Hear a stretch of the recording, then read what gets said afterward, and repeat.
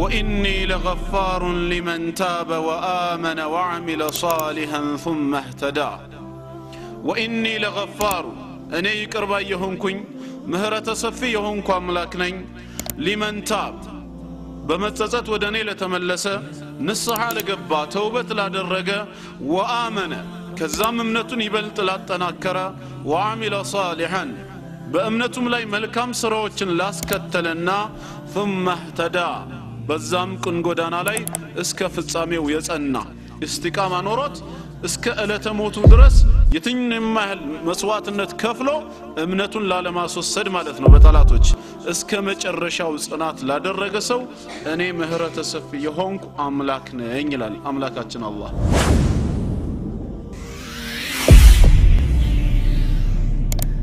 ማንኛውም ሙስሊም በየትኛውም ሰዓትም ይሁን በየትኛውም ሁኔታ ላይ እያለ ወደ አላህ ተውበት ሊያደርግ ሊመለስ ግድ ነው ማለት ነው ከየትኛውም አይነት ወንጀል ከየትኛውም አይነት ጥፋት መመለስ አለበት ችኩልነት ከሸይጣን ቢሆንም አምስት ነገሮች ላይ ግን ማለት ነው መቸኮል ይገባናል ተብሎ እንደተመከርነው ከአምስቱ አንዱ ከወንጀል ተውበት ለማድረግ ነው ምክንያቱም እምንኖረው ህይወት በተስፋ ነው በዋስትና የተሰጠን ምንም ነገር የለም ህይወት ያለው በአምላካችን በአላህ እጅ ነው ያ ነገር ጊዜው አልቆ ማለት ነው فاذا جاء اجلهم لا يستاخرون ساعه ولا يستقدمون ከፊትም ሆነ ከኋላ የተወሰነ ሰዓት ሴኮንድም እንኳን ቢሆን ወደ ኋላም ሆነ ወደፊት መዘግየትና መቆየት የለም ሩሃቸው ይወሰዳል ባለው መልኩ ማለት ነው ይሄን በተስፋ የምንኖረው ህይወት የሆነ ቀን ላይ መጥቶ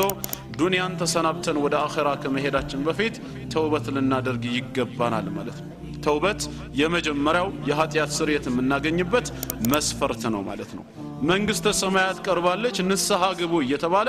በየመንገዱ በሌላ እምነት ተከታዮች ስንሰበክ ነው የምንሰማው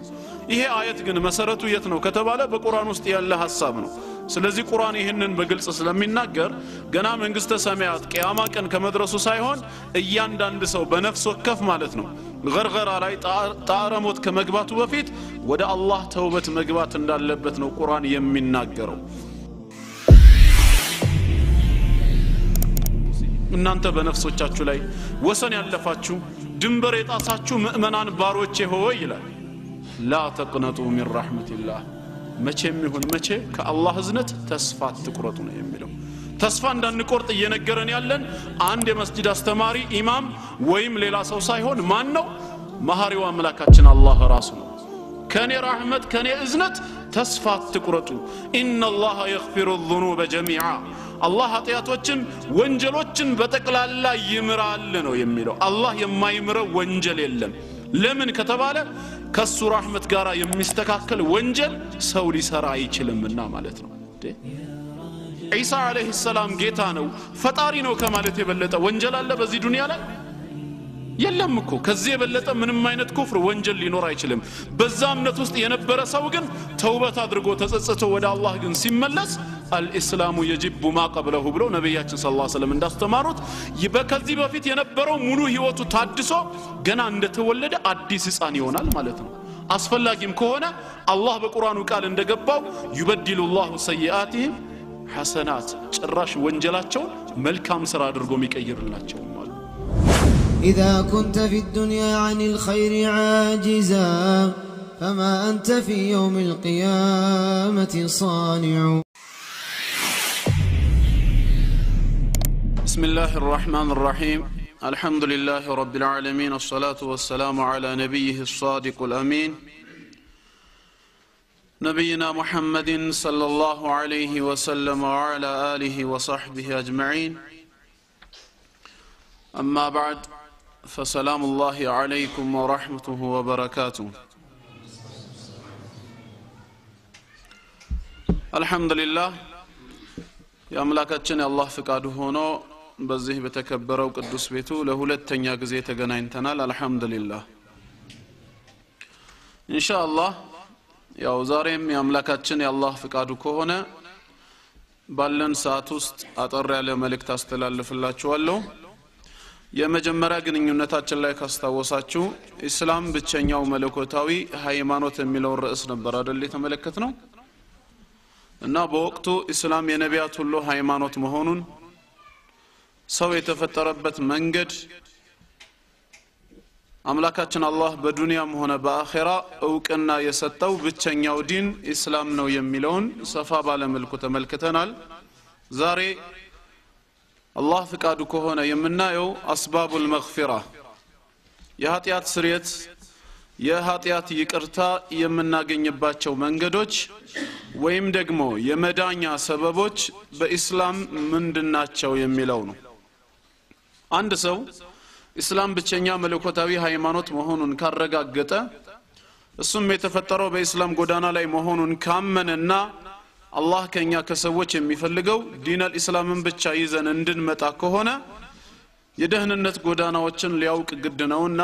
እንዴት እድናለሁ የሚለውን ጥያቄ ማንሳት ይኖርበታል ማለት ነው። ሰው የሚድነው በምንድነው? በዛው ተቃራኒ የሚጠፋውስ? ይሄ ዋናና አንገብጋቢ የሆነ ርዕስ ነው። ምናልባት የሌላ እምነት ተከታዮች መንገድ ላይ ይዘዋችሁ በኢየሱስ እመን ትድናለህ ብለው ያውቃሉ? የተባለ አለ? ሳትፈሩ ተናገሩ። አለ? በነፍስ ወከፍ ማን አለ? እስኪ እንደዛ የተባለ አንተ ምን ብለህ መለስክላቸው? ኢየሱስ ይወደዋል ቢሉህ ምን ትላቸዋለህ? እንዴ እኛም እንወደዋለን ማለት የለብንም እንዴ? አንወደውም እንዴ? አላህ ከላካቸው ነቢያት መካከል አንድ ነው። አንተን መንገድ ላይ አስቁመው ሙስሊም ነህና በኢየሱስ እመን ትድናለህ ሲባል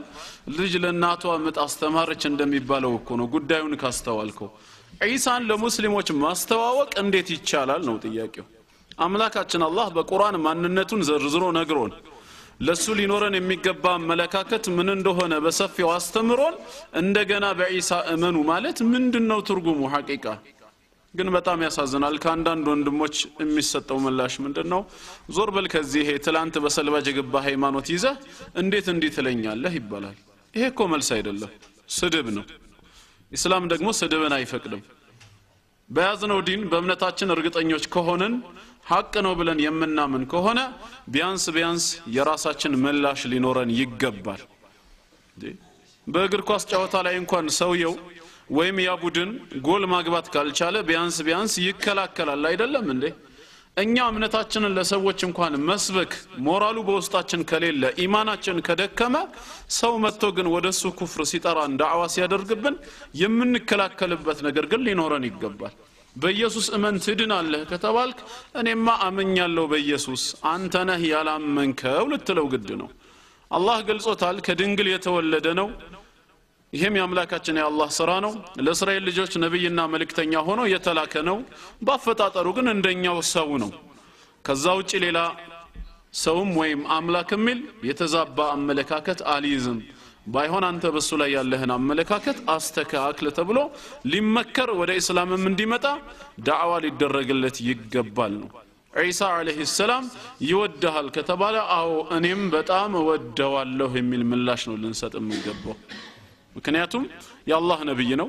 በኒ እስራኤሎችን ከነበሩበት ጨለማ ወደ ብርሃን ሰበብ ሆኖ እንዲያወጣቸው ከአላህ ዘንድ ተልኳል ማለት ነው። እና ይሄንን አሁን እናንተን መጠየቅ የፈለኩት ምንድነው? የደህንነት ጉዳይ በሚነሳበት ሰዓት ወይ ምናልባት አንዳንድ ሙስሊም ወንድሞች ከካፊሮች ጋር ወደ ዲን አልእስላም ዳዕዋ ለማድረግ ስትወያዩ ስለ ደህንነት ከሆነ ርዕሱ ማን ነው የሚድነው የማይድነውና የሚጠፋውስ ማን ነው የሚለውን ነጥብ ለማወቅ ኢንሻአላህ ይሄንን ርዕስ ይዤዋለሁ ማለት ነው። ስለዚህም የኃጢአት ስርየት የምናገኝባቸው መንገዶች ወንጀል የሚታጠብበት ዘላለማዊ ህይወትን ወይም ጀነትን አላህ ይወፍቀን ይህን ደህንነት የምንጎናጸፍባቸው ነገሮች በእስላም ምንድናቸው የሚለውን አላህ ፍቃዱ ከሆነ ዛሬ እንመለከተዋለን ማለት ነው። ለዚህ ሐሳብ ጠቅለል ባለ መልኩ በአንድ የቁርአን አየት በአንድ የቁርአን አንቀጽ ላይ የደህንነት ጎዳናዎች አራት መሆናቸው ተጠቃለው ቀርቦልናል። አላህ በሱረቱ ጣሃ ማዕራፍ 20 ቁጥር 82 ላይ ሲናገር وإني لغفار لمن تاب وآمن وعمل صالحا ثم اهتدى وإني لغفار أنا يقرب يهونكن مهرة صفي يهونكو أملاكنين لمن تاب بمتصت ودني لتملس نصحى لقبا توبة لا درجة وآمن كزام منتن يبلت لا تنكر وعمل صالحا በእምነቱም ላይ መልካም ስራዎችን ላስከተለና ثم اهتدى በዛም ቅን ጎዳና ላይ እስከ ፍጻሜው የጸና እስቲቃማ ኖሮት እስከ ዕለተ ሞቱ ድረስ የትኛውም ያህል መስዋዕትነት ከፍሎ እምነቱን ላለማስወሰድ ማለት ነው በጠላቶች እስከ መጨረሻው ጽናት ላደረገ ሰው እኔ ምህረተ ሰፊ የሆንኩ አምላክ ነኝ ይላል አምላካችን አላህ። እናም በዚህ አየት ላይ እንግዲህ አራት የደህንነት ጎዳናዎች አሉ። እነዚህን አራት ነጥቦች ነው የምንመለከታቸው ማለት ነው። ጌታችን ገና ሲጀምር ምንድነው ያለው? ወኢኒ ለገፋሩን እኔ ምህረተ ሰፊ የሆንኩኝ ይቅርባይ አምላክ ነኝ ይላል አምላካችን አላህ። ገፉር ረሂም ይቅርባይና አዛኝ ጌታ መሆኑን በቁርአን ውስጥ በብዙ አይነት መልኩ ገልጾልናል። ገፋር ወይም ደግሞ ገፉር በሚለው ቅዱስ ስሙ በቁርአን ውስጥ ከ70 ጊዜ በላይ ተጠቅሶ ነው የምናገኘው። ተዋብ የሚለውም ስሙንም እንደዚሁ አፉ የሚልም ደግሞ ስም አለው። ገና ከመንደርደሪያው ያንተን የምህረት ጥያቄ ሳይሰማ በረህመቱ ብቻ ይቅር የሚል ማለት ነው። እንደዚሁም ደግሞ አላህ ምንድነው? አርራህማን ነው። እዝነቱ ለሙስሊሙም ለካፊሩም ኸልቁን ሁሉ ያጠቃለለ ለፍጡራኑ ሁሉ አዛኝ የሆነ አምላክ ነው። ስለዚህም ኢንሻአላህ በዚህ ምህረት ላይ ተጠቃሚ እንድንሆን የአላህን ምህረት ለማግኘት ምን መስፈርት ማሟላት አለብን በተባለው ላይ የመጀመሪያ መስፈርት ሆነ የቀረበው ወኢኒ ለገፋሩን ሊመን ታብ በመጸጸት ወደኔ ለተመለሰ ሰው ይላል። ተውበት ማለት ነው። ማንኛውም ሙስሊም በየትኛውም ሰዓትም ይሁን በየትኛውም ሁኔታ ላይ እያለ ወደ አላህ ተውበት ሊያደርግ ሊመለስ ግድ ነው ማለት ነው። ከየትኛውም አይነት ወንጀል ከየትኛውም አይነት ጥፋት መመለስ አለብን። ችኩልነት ከሸይጣን ቢሆንም አምስት ነገሮች ላይ ግን ማለት ነው መቸኮል ይገባናል ተብሎ እንደተመከርነው ከአምስቱ አንዱ ከወንጀል ተውበት ለማድረግ ነው። ምክንያቱም እምንኖረው ህይወት በተስፋ ነው። በዋስትና የተሰጠን ምንም ነገር የለም። ህይወት ያለው በአምላካችን በአላህ እጅ ነው። ያ ነገር ጊዜው አልቆ ማለት ነው فاذا جاء اجلهم لا يستاخرون ساعه ولا يستقدمون ከፊትም ሆነ ከኋላ የተወሰነ ሰዓት ሴኮንድም እንኳን ቢሆን ወደ ኋላም ሆነ ወደፊት መዘግየትና መቆየት የለም። ሩሃቸው ይወሰዳል ባለው መልኩ ማለት ነው። ይሄን በተስፋ የምንኖረው ህይወት የሆነ ቀን ላይ መጥቶ ዱንያን ተሰናብተን ወደ አኺራ ከመሄዳችን በፊት ተውበት ልናደርግ ይገባናል ማለት ነው። ተውበት የመጀመሪያው የኃጢአት ስርየት የምናገኝበት መስፈርት ነው ማለት ነው። መንግስተ ሰማያት ቀርባለች ንስሐ ግቡ እየተባለ በየመንገዱ በሌላ እምነት ተከታዮች ስንሰበክ ነው የምንሰማው። ይሄ አየት ግን መሰረቱ የት ነው ከተባለ በቁርአን ውስጥ ያለ ሐሳብ ነው። ስለዚህ ቁርአን ይሄንን በግልጽ ስለሚናገር ገና መንግስተ ሰማያት ቂያማ ቀን ከመድረሱ ሳይሆን እያንዳንዱ ሰው በነፍስ ወከፍ ማለት ነው ገርገራ ላይ ጣረሞት ከመግባቱ በፊት ወደ አላህ ተውበት መግባት እንዳለበት ነው ቁርአን የሚናገረው። በዚህ ጉዳይ ላይ ብዙ የቁርአን አንቀጾች አሉ። በሱረቱ ኑር ምዕራፍ 24 ቁጥር 31 ላይ وتوبوا إلى الله جميعا أيها المؤمنون لعلكم تفلحون ሁላችሁም ትድኑ ፍላጎታችሁን ታገኙ ዘንድ በመጸጸት ወደ አላህ ተመለሱ ነው የሚለው። ሁላችሁም በመጸጸት ተውበት አድርጉ። ይሄ ማለት فإذا تبتم ንስሐ ከገባችሁ ተውበት ካደረጋችሁ አፍላህቱም ፍላጎታችሁን አገኛችሁ ማለት ነው። ወነጃህቱም ወሰዒድቱም في الدنيا والآخرة በዱንያም ሆነ በአኺራ ዘላለማዊ እድለኝነትን በማግኘት ትልቅ እድልን ተጎናጸፋችሁ ማለት ነው። ስለዚህም ሁላችሁም ተውበት አድርጉ ይላል። وقال تعالى በሌላም ስፍራ ምን ይላል? يا أيها الذين آمنوا እናንተ በእኔ ብቸኛ ጌትነት ያመናችሁ ምእመናን ባሮቼ ሆይ توبوا إلى الله توبة نصوحا እውነተኛ ምህረት ሊያስገኝ የሚችል የሆነው ንስሐ ወይንም ተውበት በማድረግ ወደ አላህ ተመለሱ። ትክክለኛ ተውበት መስፈርቱን በመሟላ መልኩ ካደረጋችሁ عسى ربكم أن يكفر عنكم سيئاتكم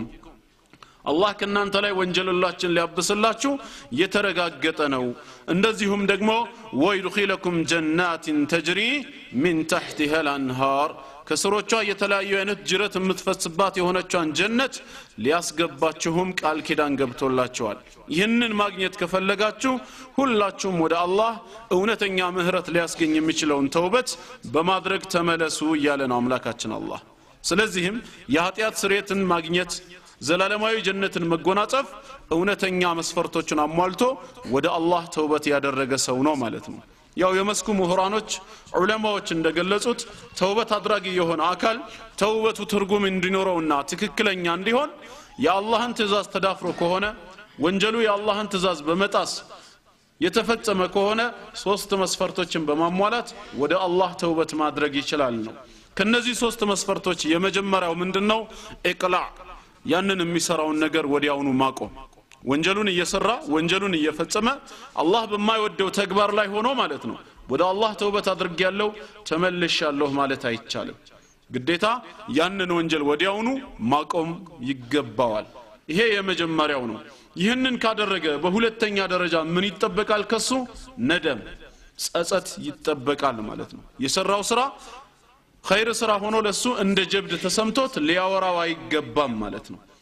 የአላህን ትእዛዝ በመዳፈሩ በአላህ ዲን ላይ ወሰን በማለፉ ጥፋተኛ መሆኑ ሊሰማው ሊጸጸት ይገባል። ይህንን ካሟላ በሶስተኛ ደረጃ ደግሞ አዝም ቆራጥነት ሊኖር ያስፈልጋል። ካሁን በኋላ ወደዚህ ወንጀል ዘላለም አልመለስም ብሎ ውሳኔ ሊወስን ግድ ነው። ነገ ከነጎዳ ግን ይመለሳል ወይስ አይመለስም የነገው ጌታ አላህ ብቻ ነው የሚያውቀው። ዛሬ ላይ ግን እሱ ተውበት በሚገባበት ሰዓት ካሁን በኋላ ዳግመኛ ወደዛ ወንጀል ላይመለስ ቆራጥ ሊሆን ይገባል ማለት ነው። ነገ ግን ሰው ነውና አሁንም ተሳስቶ ሊመለስ ይችላል ወይንም ደግሞ አቋሙ ጠንክሮ ኢማኑ እየበረታ ሲመጣ ከዛ ወንጀል ሊሸሽ ይችላል። ዋናው ነገር በተውበት ሰዓት ግን ቆራጥነት መኖር አለበት። ይሄን ሶስት መስፈርት ግለሰቡ ካሟላ አምላካችን አላህን ይቅርታ ቢጠይቅ አላህ ምህረቱ ሰፊ የሆነ አምላክ ነው። የተፈጸመው ወንጀል ከሰዎች ጋር የሚገናኝ የሰዎችን ሐቅ በመውሰድ ከሆነ በአራተኛ ደረጃ እንደ ተጨማሪ የሚያደርገው ያ የወሰደውን ነገር ሊመልስ ግድ ነው ማለት ነው። ካልቻለም ባለቤቱ ጋር ሄዶ ጊዜ እንዲሰጠው ሌላ ቀን እንዲመልስለት ካልሆነም ያንን የማይችል ከሆነ ደግሞ ከባለቤቱ ይቅርታን ማለት ነው እንዲያገኝ ማድረግ መቻል አለበት። ስለዚህም ተውበት በእስላም ይህንን ይመስላል ማለት ነው። ሁላችንም ወደ አላህ በመመለስ ተውበት በማድረግ የኃጢአት ስርየት ልናገኝ ይገባናል። በሌላ አየት ላይ በሱረቱል አዕራፍ ቁጥር 153 ላይ ወለዚነ አሚሉ ሰይአት እነዚያ መጥፎ ስራዎችን የሚሰሩ ሰዎች መጥፎን ስራን ከሰሩ በኋላ ثم تابوا من بعدها ከወንጀላቸው በኋላ ወዲያው ተጸጽተው ማለት ነው ወንጀለኛ መሆናቸውን አምነው በመጸጸት ወደ አላህ የተመለሱ ሰዎች ወአመኑ እምነታቸውንም እንደዚሁ ያጠናከሩ ኢነ ረበከ ሚን بعدها ጌታህ ከነሱ ስተትና ጥፋት ከተውበታቸውም በኋላ ለገፉር ረሂም ይቅርባይና አዛኝ የሆነ አምላክ ነው ይላል። ይቅርባይና አዛኝ የሆነ አምላክ ነው። ስለዚህም አላህ ተውበትን ተቀባይ የሆነ ጌታ ነው። عن أبي هريرة رضي الله عنه قال سمعت رسول الله صلى الله عليه وسلم يقول يا الله ملك تنيا انديه بلو سيناقروا سمتشالو قالوا من قالوا والله بقيتاي بالله ينبኝ بالله ملالو إني لا أستغفر الله وأتوب إليه اني اللهن ማለት ነው ይቅርታ ጠይቀዋለሁ ወደሱም ተውበት በመግባት ንስሐን በማድረግ እመለሳለሁ في اليوم أكثر من 70 مرة በአንድ ቀን ውስጥ ከ70 ጊዜ በላይ የትኛውን ወንጀል ፈጽመው ነው የትኛውን ጥፋት አድርገው እንደው በግድ ሰው ናቸውና ጥፋት ይሰራሉ ብለን እንኳን ብንጭንባቸው አላህ ይገባላቸው ቃል ኪዳን ليغفر لك الله ما تقدم من ذنبك وما تأخر ከዚህ በፊት ያለውንም ካሁን በኋላ እስክትሞት ያለውንም ጥፋትህን እንኳን ይቅር ብያለሁ ምሬሃለሁ ብለው ቃል ይገባላቸው ነብይ ናቸው። ለዚህ ነው ለይለ ላይ ቆመው ማለት ነው ሰላት ሲሰግዱ ከመቆማቸው ብዛት የተነሳ ተረከዛቸው ያብጥና ማለት ነው እስኪ ፈነዳ ይቀርብ ነበር። ባለቤታቸው አይሻ ረዲየላሁ ዐንሃ ጉዳዩ አሳስቧት ለምንድነው ይሄን የሚሰሩት ብላ ጠይቃ ነበር። አላህ ስተቶትን በተቀላላ ይቅር ብያለሁ ብሎ ቃል ከገባለት ይሄውሉ ስግደት ይሄውሉ መከራ ለምንድነው ብለው ሲጠይቋት ነብያችን ሰለላሁ ዐለይሂ ወሰለም ሲጠይቅ ምን አላቱሳ አፈላ አኩነ አብደን ሸኩራ ታዳን ያመስገኝ ባሪያ መሆን የለብኝም አሉ። አላህ ይሄን ቃል ኪዳን ከገባልኝ ሙሉ ስተትህን ይቅር ብያለሁ ካለኝ እኔስ በበኩሌ የድርሻዬን ማመስገን የለብኝም ወይ አሉ። ለአላህ የነበራቸው ፍቅር ነበር ማለት ነው እንደዛ ሲዳረጋቸው የነበረው ለአላህ የነበራቸው ውዴታ። ከዛ ውጭ እንግዲህ በቀን 70 ጊዜ ተውበት አደርጋለሁ ብለዋል። ከ70 ጊዜም በላይ ነው የሚለው በሌላ ዘገባ 100 ጊዜም አደርጋለሁ ብለዋል። እኛስ ጥፋተኞቹ ወንጀለኞቹ ማለት ነው ምን ያህል ተውበት ማድረግ እንዳለብን ሞዴል ሆነው ሊያስተምሩን ነው ማለት ነው እንግዲህ እዚህ ላይ እንጂ 70 ወንጀል እሳቸው እየፈጸሙ አይደለም። በሌላም ስፍራ እኛ ተውበት ብናደርግ ንስሐ ብንገባ ማለት ነው በእኛ ተውበት አምላካችን አላህ እንደሚደሰት ምህረቱ ሰፊ መሆኑን በአንድ ምሳሌ የገለጹልን ነገር አለ ኢማሙ ሙስሊም በዘገበው የሐዲስ ሰንሰለት ላይ ነው ነብያችን አለይሂ ሰላቱ ወሰለም ምን ይላሉ ለላሁ አሸዱ ፈረሐን ቢተውበት عبده حين يتوب إليه አላህ በባሮቹ ተውበት እጅግ ይደሰታል ባሪያ ተጸጽቶ ወደ አላህ በተመለሰ ተውበት በገባ ሰዓት አላህ በባሮቹ ተውበት ይደሰታል ይሄን ደስታውን ሲገልጹ በምሳሌ ምናሉ من احدكم كان على راحلته بارض فلات ከናንተ ውስጥ አንዳችሁ ለጥባለ በረሃ ላይ ማለት ነው በሜዳ ላይ ግመሉን ይዞ ይጓዝ ነበር ሰውየው እየተጓዘ ያለ ፈንፈለተት ሚን ከዚህ ሰው ተፈረጥጣለች ግመሊቷ ታመልጣዋለች ያጋጣሚ ጉዳይ ይሆንና وعليها طعامه وشرابه የሰውየው ምግቡና መጠጡ ግመሏ ላይ ነበር ሚበላውንም ሚጠጣውንም ይዛበት ቀጥታ ሄደች ማለት ነው ቀጥታ ሄደች እንዴት አድርጎ ያገኛት በረሃ ነው ስለዚህም فايس منها ከሷ ተስፋ ቆረጠና فاتى شجره فاضطجع في ظلها ወደ አንድ ዛፍ ስር መጣና በጥላዋ ስር ተጋደመ እንቅልፍም ሸለብ አደረገው وقد ايس من راحلته መጋለቢያውን ግመሉን ካሁን በኋላ አገኛለሁ የሚል ተስፋ አልነበረውም ተስፋ ቆርጧል فبينما هو كذلك ሰውየው በዚህ መሃል ያለ ያምላካችን ያላህ ተአምር ይሆንና اذ هو بها قائمه عنده ሲነቃ አጠገቡ ቆማ ያገኛታለችን ግመል الله መልሶለት ማለት ነው ወዲያውኑ فاخذ بخطامها فقال من شده الفرح لغامون يزنا كدستا بذات يتنسى من ይላል اللهم انت عبدي انا ربك الله ሆይ አንተ ባሪያዬ ነህ እኔ ጌታህ ነኝ አለ ሰውየው ማለት የፈለገው الله ሆይ እኔ ባሪያህ ነኝ አንተ ጌታዬ ነህ ሊል ነበር ነገር ግን በወቅቱ የተደሰተው ደስታ ወሰን ስላልነበረው ንግግሩን እንኳን መቆጣጠር አላስቻለውም ነበር ማለት ነው ሰውየው ደስታው እንግዲህ ምን እንደሚሆን ሁላችሁም አስቡት አላህ በባሮቹ ተውበት ከዚህ ሰው የበለጠ ይደሰታል ተብሎ ነው የተነገረው አላህን ማስደሰትስ በራሱ ኸይር ነገር አይደለም ተውበት ብንገባ ተጠቃሚ የምንሆነው እኛ ነን ባንገባም ደግሞ የምንጠየቀው የምንጎዳው እኛው ነን በአምላካችን አላህ ማንነት ላይ ምንም የሚያመጣ ነገር የለም ራሱን በምሳሌ ነግሮናል አጠቃላይ የአደም ዘሮች ሰዎችም ጅኖችም ሁላችሁም ተሰብስባችሁ ነው ያለው ሰው የተባለ ነገርና አጠቃላይ የጅኒ ስብስብ ሁሉ ተሰብስቦ ልክ አላህን እንደሚፈራ እንደ አንድ እንደ ነብያችን ሰለላሁ ዐለይሂ ወሰለም ልብ ማለት ነው እንደሳቸው ልብ ሆናችሁ ሁላችሁም እኔን ብትፈሩኝ ማዛደ ذلك في ملك شيء ይሄ ተቋዋችሁ ይሄንን የማምለካችሁ ሥርዓት በኔ ንግስና ላይ ምንም የሚጨምረው ነገር የለም ማለት እኔ ነኝ ይያለ ነው ጥንትም አላህ ነው ዛሬም ወደፊትም እሱ ነው የናንተ ዒባዳ የናንተ አምልኮ በኔ ላይ ምንም የሚጨምረው የለም በተቃራኒው ደግሞ ማለት ነው ቀልቡ የደረቀ ሰው ልክ እንደ ፊርዓውን ሆናችሁ ማለት ነው ለዓነቱላሂ ዐለይሂ አጠቃላይ ሰውም ጂኑም እንደሱ ልብ ቢሆን በኔ ንግስና ላይ ምንም የሚቀንሰው የለም ልክ መርፌ ባህር ላይ ተወርውሮ ከባህሩ ሲወጣ ከባህሩ ውሃ ላይ የሚያጎድለውን ያክል እንጂ ይላል ምን ያህል ያጎድላል ተብሎ ቢጠየቅ ምንድነው የሚባለው ረጥቦ ይወጣል እንጂ ምን ውሃ ይዞ ይወጣል ካምላካችን ከአላህ ንግስና ላይ ምንም የሚቀንሰው የለም ሰው ወደ አላህ ተውበት መግባቱና ለመግባቱ ጥቅሙና ጉዳቱ ለራሱ ነው እንጂ ለአላህ አይደለም አላህ ግን በእናንተ ተውበት እኔ ደሰታለሁ ይላል ከመሐሪነቱ አንፃር ስለዚህ ሁላችንም ጥፋተኛ መሆናችንን አምነን ተውበት ልናደርግ ግድ ነው ማለት ነው ይሄ የምህረት በር እስከ መቼ ነው ለሚለው ደግሞ በእስላም ተውበት በሩ እጅግ የሰፋ መሆኑ በነብያችን አለይሂ ሰላቱ ወሰለም አንደበት በሰፊው ተገልጿል ምን ብለው አስተምረውናል ኢነላህ የብሱጡ የደሁ ቢልለይል ሊየቱበ ሙሲኡ النهار አላህ በሌሊት የራህመት እጁን ይዘረጋል አሉ በቀን ወንጀል ሲሰሩ ያመሹ ሰዎችን በሌሊት ተነስተው እባክህ ጌታዬ ማረኝ ካሉት ሊምራቸው የራህመት እጁን ይዘረጋል ወየብሱጡ የደሁ ቢልነሃር እንደዚሁም በቀንም የራህመት እጁን ይዘረጋል ሊየቱበ ሙሲኡ الليل በሌሊት ወንጀል ሲሰሩ ያደሩ ሰዎችን ቀን ላይ ጥፋተኝነታቸው ተሰምቷቸው እባክህ ጌታችን ማረን ይቅር በለን ካሉ አላህ ይቅር ሊላቸው እስከ መቼ ነው ይሄስ ለአንድ ቀን ወይ ለአንድ አመት حتى تطلع الشمس من مغربها ፀሐይ ከመጥለቂያዋ ከምዕራብ ብቅ እስክትል ድረሳል ይሄ ማለት በሌላ መልኩ እስከ መቼ ማለት ነው ቂያማ እስኪቆም ድረስ ማለት ነው ቂያማ እስኪቆም በነፍስ ወከፍ ደግሞ ለአንድ ሰው እስከመቼ ነው ان الله يقبل التوبه العبد ما لم يغرغر الله የባሮችን ተውበት የባሮችን ንስሐ ጣረሞት ውስጥ እስካልገባ ድረስ ይቀበላል ነው ያለው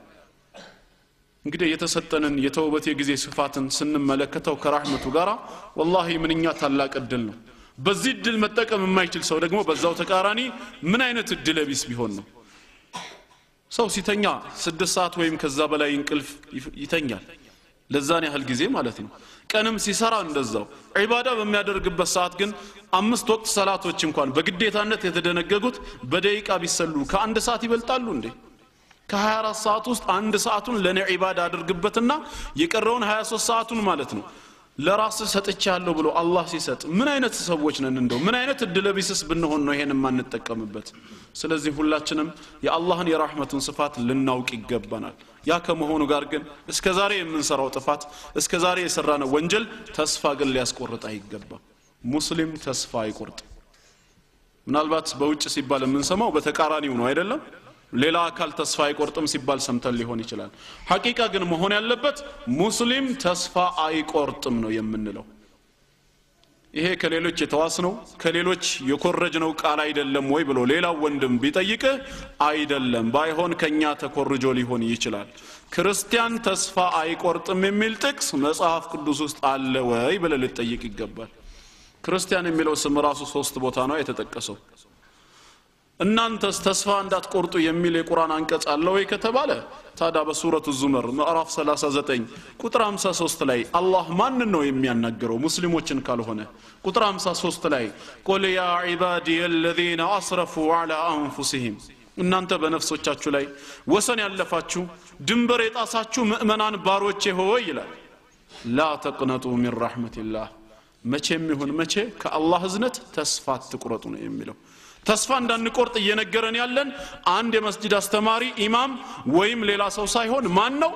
መሐሪው አምላካችን አላህ ራሱ ነው ከኔ ረህመት ከኔ እዝነት ተስፋ አትቁረጡ ኢነላህ يغفر الذنوب جميعا አላህ ኃጢያቶችን ወንጀሎችን በጠቅላላ ይምራል ነው የሚለው አላህ የማይምረው ወንጀል የለም ለምን ከተባለ ከሱ ረህመት ጋራ የሚስተካከል ወንጀል ሰው ሊሰራ አይችልምና ማለት ነው ኢሳ አለይሂ ሰላም ጌታ ነው ፈጣሪ ነው ከማለት የበለጠ ወንጀል አለ በዚህ ዱንያ ላይ የለም እኮ ከዚህ የበለጠ ምንም አይነት ኩፍር ወንጀል ሊኖር አይችልም በዛ እምነት ውስጥ የነበረ ሰው ግን ተውበት አድርጎ ተጸጽቶ ወደ አላህ ግን ሲመለስ አልኢስላሙ يجب ما قبله ብሎ ነብያችን ሰለላሁ ዐለይሂ ወሰለም እንዳስተማሩት በከዚህ በፊት የነበረው ሙሉ ህይወቱ ታድሶ ገና እንደተወለደ አዲስ ሕፃን ይሆናል ማለት ነው አስፈላጊም ከሆነ አላህ በቁርአኑ ቃል እንደገባው يبدل الله سيئاتهم حسنات ጭራሽ ወንጀላቸውን መልካም ስራ አድርጎ የሚቀይርላቸውም አሉ ምን አይነት ረህመት ነው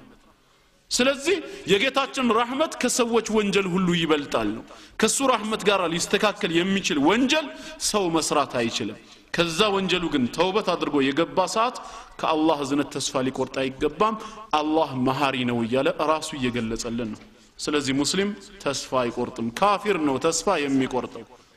የጌታችንን ረህመትማ ስፋቱን ትልቅነቱን አይደለም በአላህ ያመኑ ሙእመናን ባሮች ሙስሊሞች ይቅርና ካፊር ቢያውቀው ኖሮ ምንድን ነበር የሚሆነው ነው የተባለው ኢማሙ ሙስሊም በዘገቡት የሐዲስ ሰንሰለት ነብያችን አለይሂ ሰላቱ ወሰለም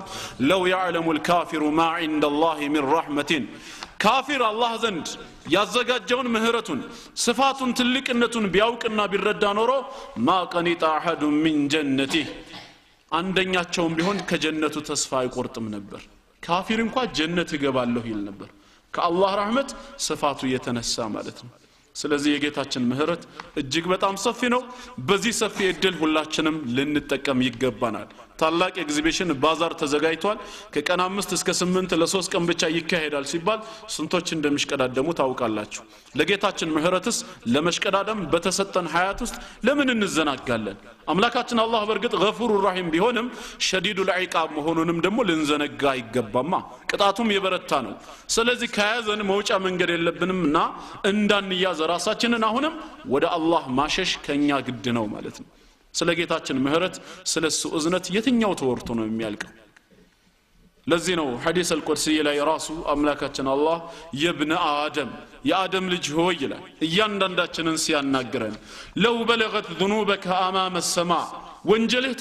ተከምሮ ሰማይ ጣራ ላይ ቢደርስ ነው የተባለው እንግዲህ ከዚህ እስከ ሰማይ ርቀቱን አስቡት መቼ ነው የምታገኙት ሄዳችሁ ማንንም ሊደርስበት የማይችል ነው ወንጀልህ ተከምሮ ሰማይ ጣራ ቢደርስ አለ ግን አንተ ጣረቦት ገርገራ ውስጥ አልገባህም ነበርና ثم استغفرتني እባክ ጌታ ይቅር በለኝ ብለህ ወንጀለኝነት ተሰምቶ ከዛም የኔን የኃጢአት ይቅርታ ምህረት ብትጠይቅ አለ غفرت لك ولا ابالي ምንም ነገር ሳይመስለኝ ይቅርልህ ነበር ነው የሚለው አምላካችን አላህ የኔ ረህመት ደግሞ ከዛ በላይ ስለሆነ ማለት ነው ስለዚህ ሁላችንም ከወንጀላችን ተውበት እናድርግ ተውበት መግባት ጥቅሙ ለኛ ነው 99 ነፍስ የገደለውን ሰው ታቁታላችሁ አይደል መጨረሻ ላይ ግን አላህ ሊመረው ፈልጓል እስቱም በውስጡ ማለት ነው ቅሬታ ተሰምቶታል እውነተኛ ተውበት ማድረግ ፈልጎ እስኪ ሰው አመላክቱኝ ተብሎ አንድ ራሂብ ባህታዊ ያገናኙታል ጃሂል ማለት ነው ወደሱ ጠጋለና እኔ 99 ሰው ገድያለሁ فهل من توبه ታዳ ካሁን በኋላ እውነተኛ ነሳህ አድርጌ ብመለስ አላህ ይምረኝ እንዴ ብሎ ሲጠይቃቸው እንዴት በማለት ምላሽ ይሰጡታል አይምርህም አንድ ነፍስ የገደለ የጀሃነም ነው ተብሎ እየተገለጸ 99 ሰው የገደለ እንዴት አድርጎ ይድናል ዛሬ ግን በእስላም ወሬው በተቃራኒ ነው አይደል የሚወራው ክርስቲያንን የገደለ ይጸድቃል ጀነት ይገባል ብላችሁ ታምናላችሁ ይሉናል ክርስቲያኖች والله አንዳንዴ ያሳዝናሉ በጣም እንደው በምን አይነት አስተሳሰብ ጭንቅላታቸውን እንደሞሏቸው ብሬን ዋሽ እንዳደረጓቸው እንደው ከስንቶች ጋር ይሄን ነገር ሲወያይበት ይሄን ጥያቄ ያነሳሉ መጀመሪያ መረጃን በመንተራስ እስልምና አይደለም ለሰው ልጅ ማለት ነው ለእንስሳ ያለውን ቦታና ክብር በመግለጽ እስላም የሰው ልጅ ከዛ የተሻለ ክቡር ህይወት እንዳለው ክቡር ፍጡር መሆኑን እንደሚገልጽላቸው ነግሬ ስነግራቸው የማይቀበሉ አሉ ግን መጨረሻ ላይ መቼም ተግባር ያሰምነዋል ብዙን ሰው እና ብዙ ጊዜ ሲገጥመኝ የምሰጠው የመጨረሻ ምላሽ ምንድነው ከጥቅሶች በኋላ በሉ እንግዲያውስ ጥያቄውን ወደ እናንተ ነው የማዞረው ምላሹን እናንተው ተሰጡኛላችሁ ቁርአን ክርስቲያንን በመግደል ጽድቅ ይገኛል ጀነት ትገባላችሁ ብሎ ካስተማረና እኛም ሙስሊሞች የቁርአኑ ተከታይ አማኞች ከሆነን እንዴት ነው እስከዛሬ እናንተ በህይወት የቆያችሁት ይሄንን እናንተው መልሱልኝ ነው ይሄ ሐቂቃ ነው ጀነት መግባት አንፈልግም እንዴ እንፈልጋለን አላህ ጀነት ለመግባት ያስቀመጠልን መስፈርት እነሱ ያሉት ከሆነ ሙስሊሙ ያንን ለማድረግ ታዳ ምንድነው የከለከለው እንዴ በብርድ ሰዓት እኮ እንቅልፉን አሸንፎ እኮ የሚነሳ ሰው ትልቅ ትግል እኮ ነው ሱብሂ ለአዛን ሲል አላህ ጠርቶኛል ብሎ በዛ ሰዓት ማለት ነው እንዴ ከሚስቱ ቅፍ ወጥቶ እንቅልፉንም አሸንፎ በዛ ብርድ ሰዓት ውዱ አድርጎ ወደ መስጊድ የሚሄደው ምን ፍለጋ ነው እንዴ የአላህ ረህመት ጀነትን አይደለም እንዴ ያ ሁሉ ከመተላፋ አንድ ጎረቤትህ የሌላ እምነት ተከታይ የሆነ ሰው ከሆነ ያን ሰው ግደለው ጀነት ትገባለህ ከተባለ ይሄን ለማድረግ ሐቂቃ የሚከለክል ነገር አለ ግን ዛሬ የሙስሊሙ ሁኔታ ሲታይ ከነሱ ጋር በእድርና በእቁብ ተሳስሮ በማህበራዊ ኑሮ አንድም ላይ እየኖረ እንደው ሙታን ሁሉ እስከ መቀባበር ደረጃም የደረሰ ነው እንግዲህ እነዚህ ሙስሊሞች ጀነት አይፈልጉም ማለት ነው ካልሆነስ ጠላቶች የሚያወሩት ወሬ የተዛባ ምንም መረጃ አልባቢስ መሆኑን ይረዱታል ማለት ነው በዚህ መልኩ ሲነገራቸው ብዙዎቹ ይገባቸዋል እውነትም የሚል ደረጃ ላይ ይደርሳሉ ታዳ ካልሆነስ ግን ከሁሉም ያሳቀኝ አንድ ክርስቲያን ነው እስከዛሬ ይሄን ሰነግረው ይሄንንማ እስከዛሬ ያላደረጋችሁት መንግስት ፈርታችሁ ነው አለ ከጀሃነም በላይ መንግስት ያስፈራናል እንዴ ህግ ፊት እንቆማለን እኛም ይፈረድብናል ብለን ፈርተን ከሆነ ለኔ ምን ጨነቀኝ ጀነት መግባቴ ማለት ነው ከተረጋግጠልኝ አንተን በመግደሌ ካርዱ ከተሰጠኝ እድሜ ልክ ስራት አይደለም ለምን በስቅላት አልቀጣም በሞት ወደዛ ነው አመሄደው ካርዴን ይዤዋለሁ መንግስት የነጠቀኝ ካርዴን ሳይሆን ምድራዊ ህይወቴን ነው እዛ ላይ እንግዲህ እንደሚገለጸው እስላም ግን ከስሙ ትርጓሜ ጀምሮ የሰላም ሃይማኖት እንደሆነ ሁላችንም የምናውቀው ነው ስለዚህ የምህረት በሩ በእስላም እንደዚህ ነው ታዳ ይሄም ሰው 99 ነፍስ በማጥፋቱ ምክንያት ነው እንግዲህ እንዴት አንተን ይምራሃል ብሎ ምላሽ ሲሰጠው ታዳ አንተ ምን ታደርጋለህ ብሎ ራሱን ገደለው መቶኛ ሆነ ማለት ነው ግን አሁንም ቅሬታ አለበት ውስጡ ተውበት ለማድረግ ይፈልጋል ኋላ ላይ ሲጠይቃቸው አንድ ዓሊም አመላከቱት ጃሂልና ዓሊምም ያው መለያቸው ይሄ ነው ዓሊም የጀነትን ጎዳና ነው ሁሌም የሚያመላክተው ወደሱ ጠጋለና 100 ሰው ገድያለው አለ ግን ካሁን በኋላ ተውበት ባደርግ አላህ ይምረኛል ወይ በማለት ጥያቄ ጠየቀ ባንተ ተውበትና በአላህ ምህረት መካከል ማን ነው መጋረጃ የሚሆነው አለ ዓሊሙ ምላሽ ሲሰጠው አው ተውበት አድርግ አላህ ይምርሃል ነገር ግን ተውበት ካደረክ በኋላ ይሄን ወንጀል የሰራህበትን ሀገር ለቀህ ወደ መልካም ሰዎች እዚህ ቦታ ሀገር ሂደህ ከነሱ ጋራ መልካም እየሰራህ ኑር ወደዚህ ቦታ ዳግመኛ እንዳትመለስ ወደ ነበርክበት ማንነትህ ትመለሳለህና አለው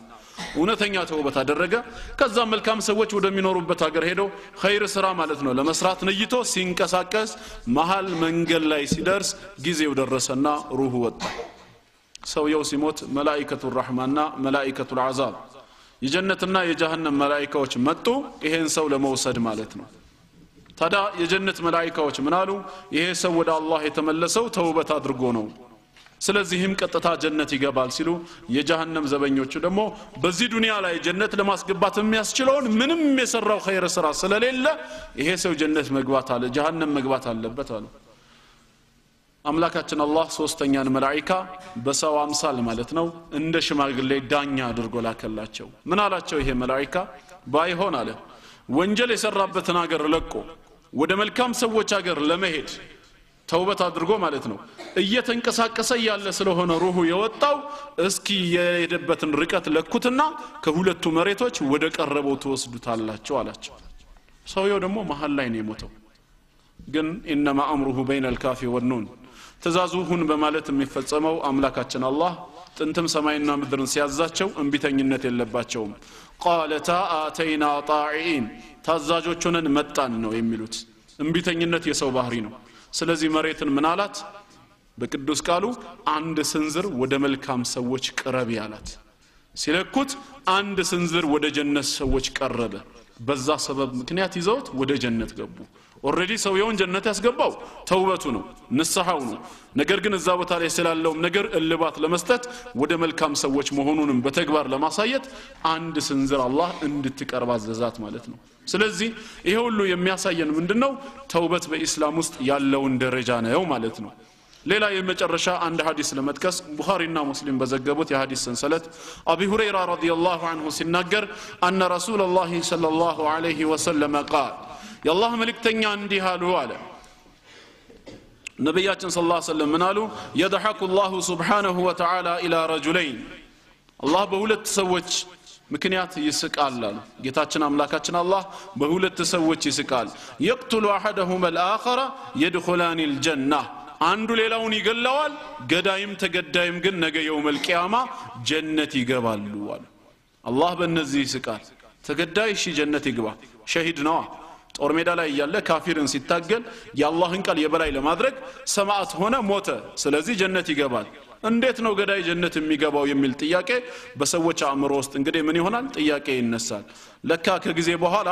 ያ ካፊር ይሰልማል እሱም ይሰልምና እሱም በአላህ መንገድ ከዚህ በፊት ገድሎት እንደነበረ ወንድሙ ጠላትን ማለት ነው ለመታገል የአላህን ቃል የበላይ ለማድረግ እሱም ይዘምታል ቀኑ ይደርስና እሱም ሸሂድ ሆኖ ይሞታል ሁለቱም ይገናኛሉ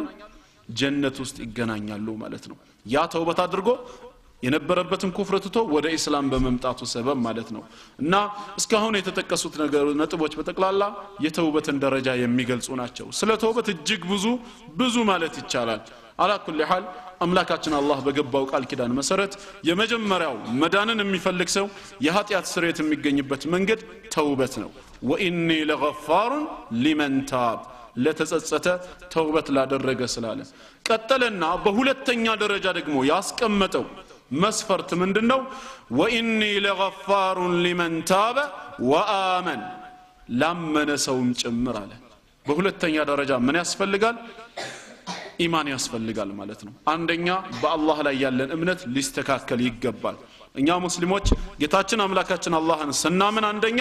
እሱ የፍጥረታት ሁሉ ጌታ የሁሉ ነገር ፈጣሪ ይሄን ግዙፉን ዩኒቨርስ ካለ መኖር ወደ መኖር ያመጣ ለሁሉ ነገር ህልውና የሰጠ ሁሉን ነገር በብቸኝነቱ በጥበቡና በእውቀቱ የፈጠረ አንድ አላህ ነው ብለን ሩቡብያን ጌትነትን የሱ ንብረት ብቻ ልናደርግ ይገባል ليس له شريك في الخلق በመፍጠር ረገድ አላህ ተጋሪ የለው ከጎኑ የነበረ ሰራተኛ ዋና ሰራተኛ ረዳት አማካሪ የሚባል ነገር በሌላ እምነት ውስጥ እንደተጻፈው በእኛ ውስጥ ግን አይሰራም አላህ በራሱ ዕውቀት በራሱ ጥበብ ሁሉን ነገር ካልነበረበት ያመጣ ጌታ ነው ለዚህ ነው ሰማያትና ምድርን መፈጠራቸውን ሲገልጽ በዲዑ السماوات والارض ይላል በዲዕ من غير مثال سابق ቀዳማይ የሆነ ፎርም ሳይመለከት በራሱ ዕውቀት በራሱ ጥበብ ብቻ ካልነበሩበት ወደ መኖር ያመጣ ማለት ነው ሰው አንድን ስራ ሲሰራ በዛ መስክ ላይ የተሰሩ ስራዎችን ቅድሚያ ምን ያደርጋል ያያል ይመለከታል ወይም ፕሮፎርማ ያሰባስባል ማለት ነው ከዛ በኋላ እሱ ወያሳንሶ ወያስመስሎ ከቻለ ማስበልጦ ይሰራል ማለት ነው አምላካችን አላህ ግን በራሱ ዕውቀትና ጥበብ ነው ፍጥረት የተባለው ነገር ሁሉ ካለ መኖር ወደ መኖር ያመጣው ይሄ አምላካችን የአላህ ንብረት ብቻ ነው ሩቡብያ የሱ ሐቅ ነው ማለት ነው ይሄንን ያመነ ሙስሊም ደግሞ በሁለተኛ ደረጃ ተያይዞ ምንን ያምናል ማለት ነው ኡሉሂያ ዒባዳ የአላህ ንብረት ብቻ እንደሆነ ይረዳል ማለት ነው ታዳ አምልኮ የሚገባው ዒባዳ ልንገዛው የሚገባው ይሄው አንድ አምላክ አላህ ብቻ ነው የሚለውን ያምናል ስለዚህም ሙስሊም በህይወት ዘመኑ ማለት ነው ራሱን ካወቀበት ጊዜ አንስቶ እስኪሞት ድረስ የሚሰግደውም ሆነ የሚጾመው የሚለምነውም ሆነ የርዳታ ጥያቄ የሚጠይቀው ለአንዱ አምላካችን አላህ ብቻ ነው ማለት ነው ከዛ ውጪ ፊቱን ወደ መላእክት ወይም ወደ ነቢያት ጻድቃንና ሰማዕታት ወይም ጂኒዎችና ሙታን አካላቶች ላይ ጥሪ የሚያደርግበት ፊቱን የሚያዞርበት ምክንያት አይኖርም በሱ መፈጠር በሱ ወደ ህይወት መምጣት ላይ እነዚህ ፍጡራኖች ድርሻ የላቸውም በእናታችን ማህፀን ውስጥ 9 ወር እንደዛ ተሰርተን ስንወጣ መላእክቶች ምን ያበረከቱት አስተዋጽኦ አለ ቢባል ምንድነው መልሳችን ምንም ነው ነቢያትም እንደዛው ለምን እነሱም እንደዛው ነው የተፈጠሩት ወልዮችም አላህም በዚህ ዱንያ ላይ ያሉ የትም ስፍራ ላይ ፈርተውት ትእዛዙን ጠብቀው የሞቱ መልካም የአላህ ባሪያዎች ማለት ነው እነሱም ቢሆኑ ሌሎችም ቢሆኑ በእኛ መፈጠር ላይ ድርሻ የላቸው ታዳ የፈጠረንን አላህ ስናመልክ ድርሻ ማበጀትስ አግባብ ይሆናል ማለት ነው አይሆንም ማለት ነው የፈጠረን አንድ አላህ ከሆነ የምናመልከው አንድ አላህን ነው ማለት ነው የምንለምነው አንድ አላህን ነው አለበዛ ከወልዮች መካከል አንዱን መርጠን እከሌ ድረስልን የምንለው ከሆነ ቀና በጅተን ማለት ነው ባንተ ይሁንብ የምንለው ከሆነ ከሌሎቹ ታዳ በምን ተለየን ዛሬ 19 ነው ቀኑ ጅብሪል ነው ወይም 12 ነው ሚካኤል ነው ብለው በሚካኤልና በጅብሪል ስም ከሚለምኑት በምንድነው እሺኛ የምንለየው እነሱ በእነሱ ስም ሲለምኑ ሚካኤል ይከተለ ጅብሪል ይከተለ ሲባል ከሐቅ መንገድ ተሳስተዋል ብለን የምናምን ከሆነ በተቃራኒው ያንንኛ እየሰራ ነው ከሆነስ እንደውም እኮ እነሱ መላእክታ ነው እየጠሩ ያሉት ማለት ነው ስለዚህ ይሄን ነገር ለናስብበት ይገባል ማለት ነው ሙስሊም በህይወት ዘመኑ በደስታው ሰዓት የሚያመሰግነው አላህን ነው በችግሩ ሰዓት ደግሞ የርዳታ ጥያቄ የሚጠይቀው አላህን ብቻ ነው ማለት ነው ከሱ ውጭ ዒባዳ የሚገባው ማንም አካል የለም ማለት ነው حتى ስንምል እንኳን የሙስሊም መሐላ ግልጽ ነው والله ነው አይደል ከዛ ውጭ ሌላ መሐላ የለም እርድና ወይ ግርድና አይባልም አባቴ ይሙት ማለት ለምንድን ነው አባቴ የሚሞተው ስትምል ወይንም ደግሞ እጁን ይዘረጋና ሐቂቃ ይሄን ተናግራለሁ እስኪ መታው እጄን ይለዋል ለምንድን ነው የሚመታው አንዳንዶች ሲተረጉሙት ያው ባንተ እጅ ስለበላሁኝ ባንተ እጅ ስለጠጣው አሁን አልዋሽም በዚህ በበላሁበት እጅ ለማለት ነው ይላሉ ምን ይከለክለዋል ቢመታው ካሁን ባለንጀራው ይቆማል እንዴ ለመብላት ሐቂቃ ያ ከሆነ ሪሊ አንድ ሰው በንጹህ አእምሮ ካስበው ትርጉም አልባ ሆኖ ነው የሚያገኘው ወይም አንዳንዱ አይኔን ግንባር ያርገው ይላል እንደማይሆን አውቆ ነው አላህ የፈጠረው ፍጥረት የተስተካከለ መሆኑን ተረድቶ ነው እንደዚህ አይነት መሐላዎች በእስላም ውስጥ አግባብነት የሌላቸው ናቸው ምን አለ አንዳንድ ጊዜ እንደው ካደጋና ከንተን ለመውጣት ነው ብላችሁ ካሰባችሁ ካልዳነ ይሙት ለምን አትሩም ታዲያ ከዚህ በፊት ሰዎች እንደዛ ሲናገሩ ከልቡ እየማለ ነው እንደ ባባቱ ስም ይምላል ካልዳነ ይሙት ይላል ኋላ ላይ ምን ማለት ነው ሲባል አይ ሰውየው ካልዳነ ይሙት ማለቴ ነው ይላል ያው ሞቶ አይቀርም ስለዚህ ካልዳነ ይሙት ይያልኩኝ ነው ይላል ሙስሊም ከማለ ግን والله بالله تالله በጌታዬ በአላህ ይሁንብኝ ብሎ በሱ ቅዱስ ስም ነው የሚምለው ምክንያቱም መሐላ ማለት ለምናከብረው ከፍ ለምናደርገው ነገር የሚሰጥ መግለጫ ነው ከጌታችን በላይ ክብር ያለው ማንም ስለሌለ እምንምለው አላህን ነው ማለት ነው ስለዚህ በጌታችን ስም እንምላለን ወረበል ከዕባ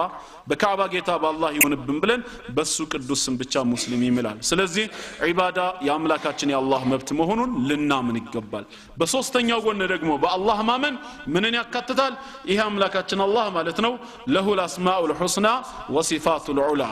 የተዋቡ ስሞች አሉት እንደዚሁም ሙሉ የሆኑ ባህሪያቶች አሉት በስሞቹና በባህሪያቶቹ ማመን ግድ ነው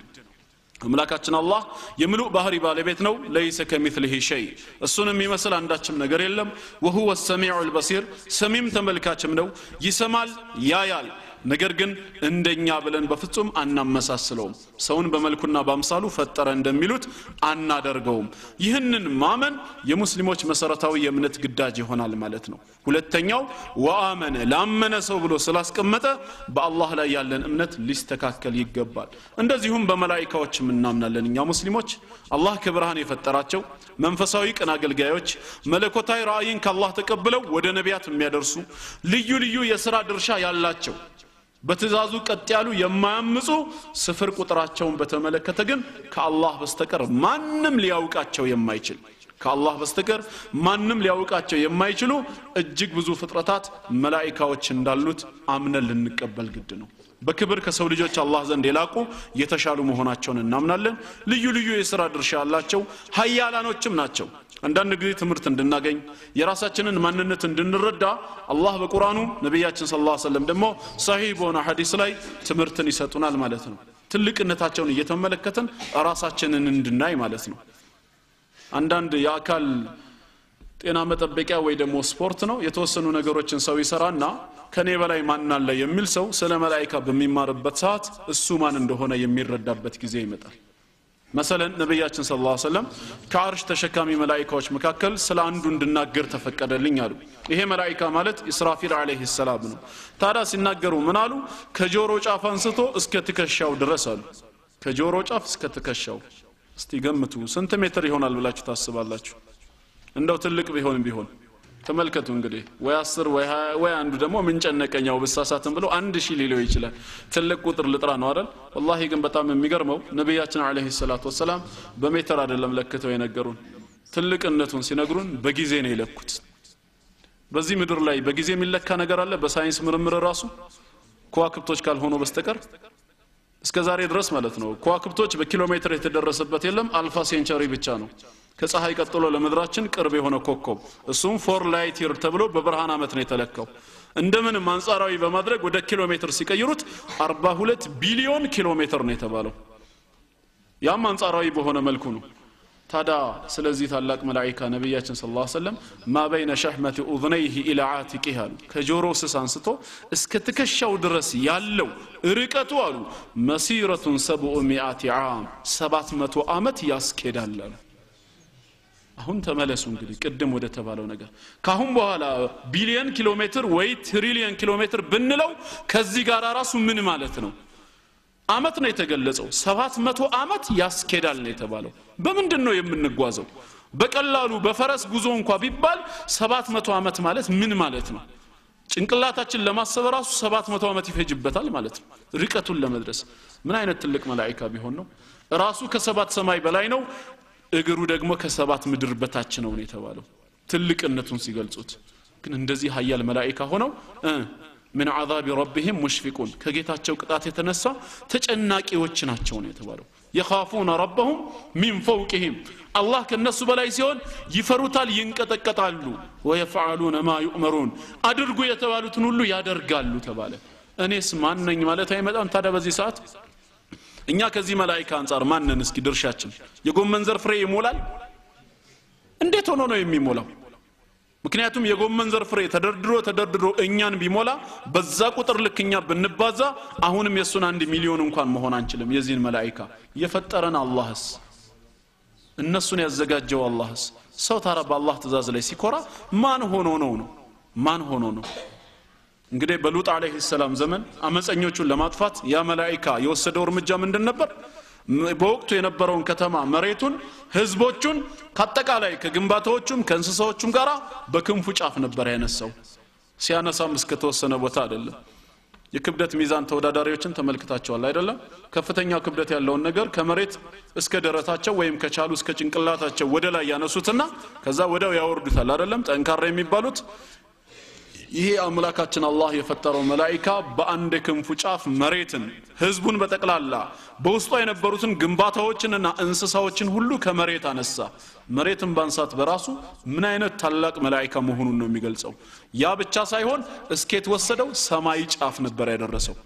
መላእክቶች የዶሮና የውሻ ጩኸትን እስኪሰሙ ድረስ ነው ከዛ በኋላ ነው فجعل عاليها سافلها የስሩን ወደ ላይ አድርጎ ገለበጠ በአላህ ትእዛዝ ሲያጠፋቸው ማለት ነው እንደዚህ አይነት ኃያል የሆኑ መላእክቶች እንኳን አላህን የሚፈሩ ናቸው ማለት ነው ነብያችን ሰለላሁ ዐለይሂ ወሰለም ለምንድነው ሚካኤል ሲስቅ የማላየው ብለው መላእክታው ጅብሪል አለይሂ ሰላምን ጠይቀውት ነበር ምን ብሎ መላይ ሰጣቸው መላእክታው ጅብሪል አለይሂ ሰላም አላህ ጀሃነም እሳትን ከፈጠረበት ጊዜ ጀምሮ አንድም ጊዜ እንባው ደርቆለት አያውቅም አንድ ቀን እኔ አምጬው ወደ ጀሃነም እሳት ቢከተኝስ ብሎ ከስጋቱ የተነሳ ይላል ይሄ ታላቅ መላእክታ ታዲያ ወላሂ ሐቂቃ አሁንኛ ምን ኖረው በረህመቱ ነው በስራችን ይሄንን ስንመለከት የእዝነቱ ስፋት ነው ወላሂ የሚያኖረን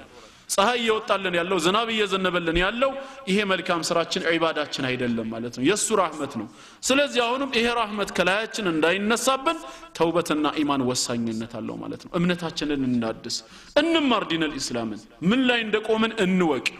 ነገ ከራሳችን ከወንድሞች ከእህቶችም አልፈን ሌሎች ወገኖች ወደዚህ ወደ ህይወት ብርሃን እንዲመጡ ካሉበት ጨለማ እንዲወጡ ሰበብ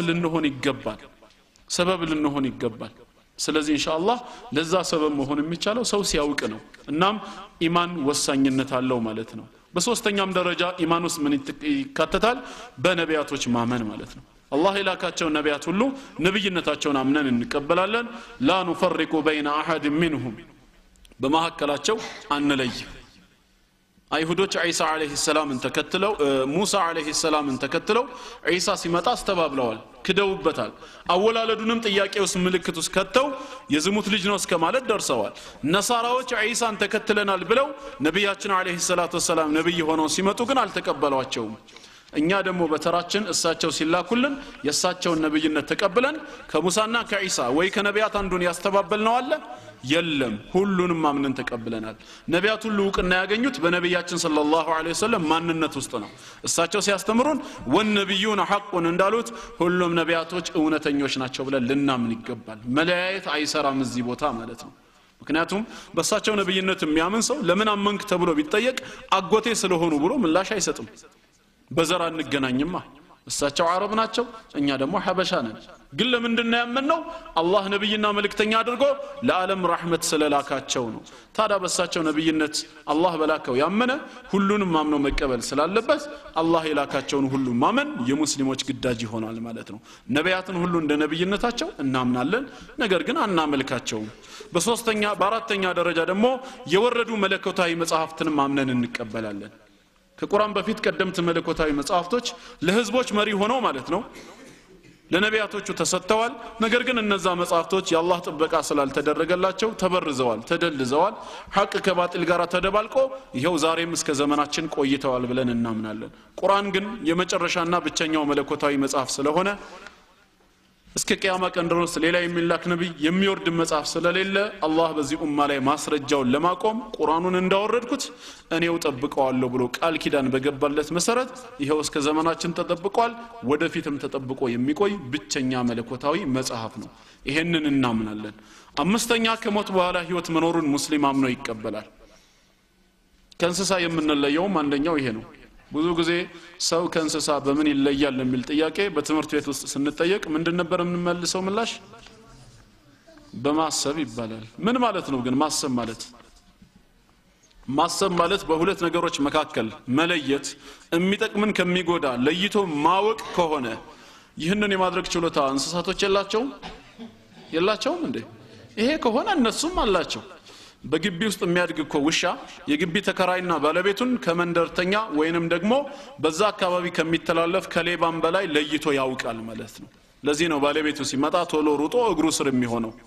ይህንን መለየት ይችላል መልካም የሰራለትና ያልሰራለትን መለየትና ማወቅ ይችላል እኛ ግን እንደ ሙስሊምነታችን ትልቁ ልዩነታችን ይሄ አይደለም ነው የምንለው አንደኛው ልዩነታችን የተፈጠርንበት ዓላማ ነው እነሱ ሲፈጠሩ ለሰው ልጆች ግልጋሎት ነው የተፈጠሩት ህግና ስርዓት አልተበጀላቸው هو الذي خلق لكم ما في الارض جميعا እንዳለው ለኛው አገልግሎት እንዲሆኑ ተፈጥረዋል እኛ ግን የተፈጠርነው ለዒባዳ ነው ኢምቲሃን ፈተና አለ ማለት ነው አላህን እንድናመልክ በተሰጠን ነፃ ምርጫ እሱን በህይወት ዘመናችን እንድንገዛው ተፈጥረናል ይሄ ዓላማ ከእንስሳ ይለየናል ይህንን ዓላማ አንድ ሰው ካላወቀ ካልተረዳ ለምን እንደተፈጠረ ካላወቀ ከእንስሳም የባሰ ይሆናል ማለት ነው اللهم እንደዚህ አይነቶቹን ነው ኡላኢከ ከልአንዓሚ በል ሁም አضل እንደዚህ አይነቶቹ እንደ እንስሳ ናቸው ከእንስሳም የባሱ ብሎ ነው ያወቀው ቢያንስ እንስሳ ቤቱን ያውቃላ ሄዶ ከእንስሶቹም ተለይቶ ቤቱ ሲደርስ ይገባል ማለት ነው ሰው ግን መመለሻውን አያውቅም ማለት ነው የተፈጠረበትን ዓላማ አልተረዳም እንደዚህ አይነቱ ሰው ከእንስሳም ይበሳል ከእንስሳም ምንለየው የተፈጠርንበትን ዓላማ ስናውቅ ነው ሁለተኛው ደግሞ ዋናው ልዩነታችን ምንድነው ባዕስ መቀስቀስ አለብን ማለት ነው ሞተን አፈር ሆነን አንቀርም እንስሳዎች አፈር ሆነው ነው የሚቀሩት ቂያማ የለባቸውም ምርመራ የለባቸውም ሂሳብ የለባቸው ምናልባት ቀንድ ያለው እንስሳ ቀንድ የሌለውን ወቅቶት ከሆነ ከአምላካችን አላህ ፍጹም ፍትሃዊነት የተነሳ በዛ ነገር ላይ እንኳን ፍትህን ለመጠበቅ ሁለቱን እንስሳ ቀስቅሷቸው ማለት ነው ቀንድ ላልነበረው ቀንድ ተሰጥቶት በመድር ላይ ቀንድ ያለው ከብት ማለት ነው ወጊውን እንደወጋው እንዲወጋውና ከዛም አፈር ሁኑ እንዲባሉ ካልሆነ በስተቀር ምርመራ ወይም ሂሳብ የሚባል ነገር እነሱ ላይ የለም የሰው ልጅ ግን ይቀሰቀሳል ከዛም ጀነት ውስጥ አላህ ከጀነት ሰው ይበለን ካልሆነም ጀሃነም ውስጥ ከእሳት ይጠብቀን ይኖራል ማለት ነው የሰው ልጅ ይሄ ነው ከእንስሳኛን የሚለየን ዋነኛው ልዩነታችን ይሄን የሰው ልጅ ካወቀና ከተረዳ እንስሳዎችንም እንዴት አድርጎ ለራሱ ግልጋሎት እንደሚጠቀምባቸው ያውቃል ማለት ነው ካልሆነ በስተቀር እነሱ ሊገዙትም ይችላሉ ተግባባን አይደል ስለዚህ ኢማናችን የተስተካከለ መሆን አለበት መጨረሻም በስድስተኛ ደረጃ በቀዳ ወልቀድር እናምናለን በዩኒቨርስ ላይ የሚከናወን ማንኛውም ክስተት በተክላላ በአምላካችን አላህ ፍቃድ በሱ ውሳኔ በሱ ቁጥጥርና ዕውቀት ስር ሆኖ እንደሚከናወን ከሱ ፍቃድና ፍላጎት እንደዚሁም ከሱ ዕውቀትና ቁጥጥር ውጪ ሆኖ የሚከናወን አንድም የዩኒቨርስ ክንዋኔ እንደሌለ ሙስሊም ሁሉ ሊያምን ግድ ነው ማለት ነው ይሄንን አምኖ መቀበል ሁለተኛውን የኃጢያት ስርየት የመዳንን መንገድ የሚያስገኝ ነው ማለት ነው ምክንያቱም ወኢኒ ለገፋሩን ሊመን ታበ ወአመነ ብሏልና ላመነ ሰው ስላለ ኢማናችን መስተካከል መቻል አለበት ማለት ነው ሌላው ሶስተኛው ማረጋገጫ ምንድነው ወኢኒ ለገፋሩን ሊመን ታበ ወአመነ ወአሚለ ሷሊሃ መልካም ስራንም ላስከተለ ለሰራ ሰው ይላል ከእምነት ጎን ለጎን ምን ያስፈልጋል ስራ ያስፈልጋል ታዛዥነት ያስፈልጋል ሰው በስራ አይድንም በእምነት ብቻ ነው የሚሉም ወገኖች አሉ ሁሉ ጊዜ እኛው ሙስሊሞች ስለ እምነት ስናወራ እነሱ ምን ይላሉ መልካም ስራንም እግረ መንገድ ታዛዥነትን ስንገልጽ ሰው በስራው አይጸድቅም ይላሉ ታዲያ በምንድን ነው የሚጸድቀው በእምነት ይሉናል እምነትን ከስራ ገንጥሎ ማሳየት ይቻላል አንድ ሳንቲም ስንት ገጽታዎች አሉት ሁለቱን ገጽታዎች ለብቻ ከፋፍላችሁ አሳዩኝ ብላችሁ የሚያሳየኛል ከናንተ ውስጥ ይቻላል እንዴ አይቻልም ኢማንና መልካም ስራን አመለ ሷሊሃት እንዴት ተደርጎ ነው የሚለያየው እንዴት ይገነጣጣላል አንዱን ከሌላው እንዴት ለይቶ ማሳየት ይቻላል እንደው መጀመሪያ ኢማን ማለት በራሱ ትርጉሙስ ምንድነው የልብ ዕውቅና ብቻ ነው የዛን ነገር እውነተኝነት ልብ ዕውቅና ሰጥቶ መቀበል ብቻ ነው ውጫዊ ታዛዥነት የሌለው ነው ኢማን የሚባለው ያማ ኢማን ተብሎ አይጠራም ኢማን ብሎ ማለት ማ ወቀረ ፊል ቀልቢ ወሰደቀሁ العمل ልቦና ዕውቅና ሰጥቶት አምኖ ተቀብሎት አካል ደግሞ በታዛዥነት የገለጸው ከሆነ ኢማን ተብሎ ይሰየማል ማለት ነው ሰውየው በውስጡ ትክክለኛ እምነት ኖሮት ውጫዊ ማንነቱ ግን መጥፎ ነው ማለት እንዴት ነው ግን ትርጉሙ በራሱ ሰው ልቡ ከተስተካከለ ልቡ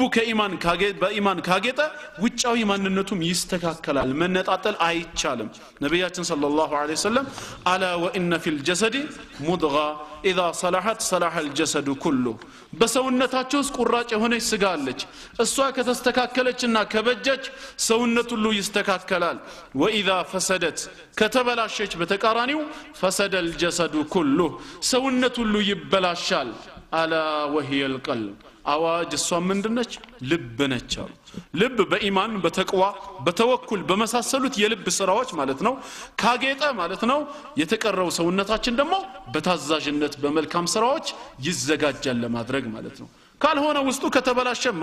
ኒፋቅ ካለበት ሌላም ካለበት ለአመጽ እንጂ ለኸይር ስራ የተገራ ማንነት ሊኖር አይገባም ኢማንና መልካም ስራን በፍጹም መነጣጠል አይቻልም ነጣጥሎ ማሳየት አይቻልም ስለዚህ እንደ ሙስሊሞች እምነትና እንደ ሐቂቃው ሰው የሚድነው እምነቱን በስራ ገልጾ ሲታይ ነው የምንላቸው በእምነት ብቻ መዳን አይቻልም በስራ ብቻም ሊዳን አይቻልም ያማ ከሆነ ታዲያ ኢብሊስ የሚጠፋው በምንድነው ኢብሊስ የአላህን ጌትነት አያምንም ነበር እንዴ ለዓነቱላሂ ዐለይሂ አያምንም ያምናል ስላመነም ነው ከነበረበት ጀነት ከዛ ከድሎት ስፍራ ሲባረር ቃለ ረቢ አለ ገና ሲጀምር ጌታዬ ሆይ አለ አላህ ጌታው እንደሆነ ያምናል فأنظرني إلى يوم يبعثون ሰዎች እስከሚቀሰቀሱበት ቀን ድረስ አቆየኝ አለ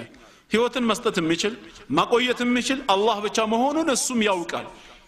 ግን ምን ያድርግ ይሄ እምነቱ እውነተኛ እምነት ልቡ ላይ የተረጋገጠ ቢሆን በታዛዥነት ይቀበለው ነበር ሐቂቃ ግን አላህ ካፊር ነው ብሎ ገለጸው ለምን የታዘዘውን ትእዛዝ እምቢ አለ አደምን አለይሂ ሰላም ከሌሎች ነገራቶች ለይቶ አምላካችን አላህ ቀጥታ በእጁ ስለሰራው በእጁ ስለፈጠረው የአክብሮት ስግደት ዒባዳ ሳይሆን የአክብሮትን ስግደት ስጁድን ወረዱ ሲላቸው ሁሉም መላእክቶች ታዘዙ ኢላ ኢብሊስ እነሱ ታዛዥ ሆነው ሲሰግዱ ኢብሊስ ብቻ ቀረ አባ ወስተክበረ ወካነ ሚነል ካፊሪን እምቢ አለ ኮራ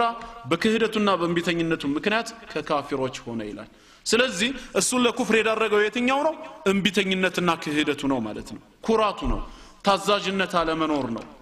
ተግባባን አይደል ኢብሊስ አንድ ስጁድ እምቢ ብሎ በኩራተኝነት ከጀነት ተባሯል 5 ወቅት ሰላት አልሰግድም የሚል ሰውስ ስገድ ተብሎ ዋጅብ መሆኑን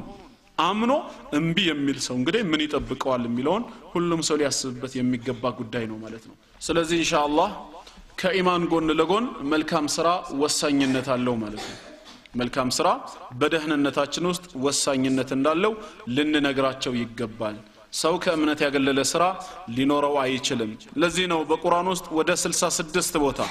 66 ቦታ ላይ ኢማንና መልካም ስራ ተያይዞ ሲመጣ ነው የምናየው አላህ በጊዜያቱ እየማለ ሲነግረን ሱረቱል ዐስር ላይ አንድ የተናገረው አለ ሁሉ ነገር ያምላካችን የአላህ ንብረት ነው ሁሉ ነገር በሱ ቁጥጥር ስር ስላለ አላህ በሚፈልገው መማል ይችላል በሚፈልገው ነገር እኛ ግን የሱ ንብረቶች ከሱ ስም ውጪ በማንም አንምልም ስለዚህ ጌታችን ምን አለ ወልዐስር በጊዜያት እምላለሁ አለ ኢነል ኢንሳነ ለፊ ኹስር ሰው የተባለ በጠቅላላ ከሳራ ውስጥ ነው የዳነ የለም ሁሉም ጠፍተዋል አለ ከዚህ ከሳራ ለመዳን ግን የሚችል ሰው ምን አይነት ነው ኢለለዚነ አመኑ ወዐሚሉስ ሷሊሃት እነዛ ያመኑና መልካም ስራዎችንም የሰሩ ሲቀሩ አለ ከእምነት ጎን ለጎን ስራ መኖር አለበት ማለት ነው ከዛም ወተዋሰው ቢልሐቅ ይህንን እውነታ ይህን ታላቅ አደራ ለሰዎች አደራ በማለት መልእክቱን የሚያስተላልፉ ዳዕዋ የሚያደርጉ ምናልባትም በዳዕዋ ላይ እንቅፋት ይኖራልና ችግር በሚገጥማቸው ሰዓት ወተዋሰው ቢልሰብር በትዕግስትም አደራ የተባባሉት ብቻ ሲቀሩ ይላል ስለዚህ ስራ በእኛ ማንነት ውስጥ ትልቅ ለውጥ እንዳለው ልንገነዘብ ይገባል ሰው በእምነትና በስራ ይድናል የደህንነት ጎዳና ነው ብለን እናምናለን በቁርአን ውስጥ በብዙ መልኩ ስለ ኸይር ስራ አምላካችን አላህ ገልጾታል hatta ኃጢያትን እንደሚያስወግድ ኢነል ሐሰናት ይذهبن السيئات ይላል አምላካችን አላህ በሱረቱ ሁድ ላይ መልካም ስራዎችም የሰውን ኃጢያት ያስወግዳሉ ነው የሚለው የሰውን ኃጢያት ያስወግዳሉ አንድ የሰማሁት ነበር ከዚህ በፊት በኢንተርኔት ፓልቶክ ላይ ያ ውጭ ሀገር ከሚገኙ ሙስሊም ወንድሞቻችንና ክርስቲያን ወገኖቻችን ጋር ስንወያይ ነው እና በመልካም ስራ ጉዳይ ላይ ስላለው ሁኔታ እኛ ሙስሊሞች የምናምነውን እምነት ስናብራራላቸው በዛ የሙስሊሞች ሩም ውስጥ ነው ክርስቲያኖች ተራው ደርሷቸው ማይክ ይዘው ምን አሉ በእግዚአብሔር ዘንድ 9 ከ10 የሚባል ነገር የለም አለ አንዱ ሲናገር ምን እንደሆነ ገብቷቸዋል ለምሳሌ አንተ 10 ነገሮችን ታዘህ 10 ነገሮችን እንድትተገብር ማለት ነው ትእዛዝ መጥቶልህ እሱን ተግብራሃቸው በአንዱ ብታጠፋ 9 ከ10 የሚባል ነገር በእግዚአብሔር ዘንድ የለም 0 ከ10 ነው የምትባለው አንዱን ካጠፋ ሁሉን እንዳጠፋ ይቆጠራል ስለዚህ ስራ እንድናለን በላችሁ ካመናችሁ 100% ፐርፌክት መሆን አለባችሁ ይላሉ ካልሆነ 9 ከ10 የሚባል ነገር 80 ከ100 የሚባል ነገር የለም ግን ሐቂቃ ይገባችኋል አሁን ይገባችኋል ትረዱታላችሁ ምንስ ማለት እንደሆነ ምን ማለት ነው እሺ ትርጉሙ እንዴ ሰው እንዳቀሙ ነው አይደለም መሄድ ያለበት አላህ لا يكلف الله نفسا الا وسعها ብሏል ነፍስን ከችሎታ በላይ አላስገድድም ማለት እንደተባለው ዘጠኙንም አላህ ወፍቆህ እንድትሰራ ካደረገ ይሄማ ታላቅ እድል ነው እንደተባለው በአንዱ ወደክ ለወደከው ነገር ጊዜ ካለ ኢስቲግፋር ተጠይቀው በትገባለህ እንጂ በቃ ባንዱ ስትወድቅ ምን ሆኗል ዘጠኙም የቀረው እንዴ ምን አይነት አስተሳሰብ ነው ግን ይሄ አላህ ኢና ላ ኑዲዑ አጅረ መን አህሰነ አመላ ያለ ስራውን ያሳመረ ሰው ምንዳውን አናባከንበትም እኮ ያለ ነው አምላካችን አላህ ስለዚህ ኦሬዲ አንተ ታዛዡን መባሉ ትርጉም አልባ ነው ማለት ነው በቃ ታዳኛም ፊት መልኩን እንቀየረውና ጥያቄውን ለምንድነው እናንተ ከኃጢያት የምትርቁት ነው የምንላቸው ያው እነሱ በኢየሱስ ማን እሱ ላንተ ኃጢያት እንደሞተ ካመንክ ትድናለህ ይሉሃል አይደል ስለዚህ ለኃጢያት የምትርቁት ለምንድነው ስትላቸው አይ ኃጢያት በእግዚአብሔር ፊት አጸያፊ ነው ነገ ያስቀጣሃል ቢሆንም ግን ሰው ነህ አይደል መሳተህ አይቀርም አይደለ አው አንድ ቀን የሳትክ ቀን ከዚህ በፊት የሰራሃቸው ኸይሮችን ማብሮ ምን ያደርገዋል ይደመስሰዋል 0 ከ10 ተብሏል መጀመሪያ ወይስ እነሱ ጋር ማርኩ ይለያል ስለዚህ እዛም 0 ከ10 ከሆነበት ኸይር ስራ መስራቱ ምንድነው ጥቅሙ የተራበ ስታገኝ የምታበላው የታረዘ የምታለብሰው ማለት ነው እንደዚሁም ለሌሎች ለችግርተኞች የምትደርሰው አንተ ጋር ምን ጥቅም አለው አይ በእግዚአብሔር ፊት የማገኘው ነገር አለኝ ጥሩ ነገር አለ ካልክ እነዚህን ሁሉ ጥሩ ሰርተ አንድ ቀን ስታጠፋ ስራውንም ሁሉ አብሮ ሊያጠፋብህ ነው እንዴት ነው የሚታሰበው ይሄ ነገር ይሄ ሎጂካሊ የሚያስኬድ አይደለም ስለዚህ መልካም ስራ በሰው ማንነት ውስጥ ቦታ ሊኖረው ግድ ነው ነብያችን አለይሂ ሰላቱ ወሰለም ኢተቂላህ ሐይቱማ ኩንት የትም ስፍራ ላይ ሆነ አላህን ፍራ ነው የተባልከው ያዘዘህን በመታዘዝ የከለከለህን በመራቅ አላህን ፍራ ሰውነህና ታጠፋለህ አይደለም ወአትቢ السيئات الحسنه ወንጀል ሲሰራ ጥፋት ሲሰራ ኸይር ሰራን በጎኑ ወዲያው አስከተል ተምሁሃ ያብስልሃልና ያንን ነገር ያካክስልሃል ያብስልሃልና መልካም ስራን ከመስራት ወደ ኋላ አትበል ሰው ወንጀል ሰርቶ ተውበት ብቻ ሳይሆን በኸይር ስራም እንደዚሁ ሊያሰርዘው ይችላል ማለት ነው ወኻሊቅ الناس بخلق حسن ሰዎችን ስትቀርባቸው በጥሩ የሆነ ስነ ምግባርም ቀረባቸው ብለዋል ስለዚህ መልካም ስራ ለደህንነታችን ሌላ አንድ መሰረት ነው ማለት ነው ይህንን በተመለከተ አቢ ዘር ረዲየላሁ ዐንሁ የተናገረው ነገር አለ እስኪ ይህንን እንመልከተው ምን አለ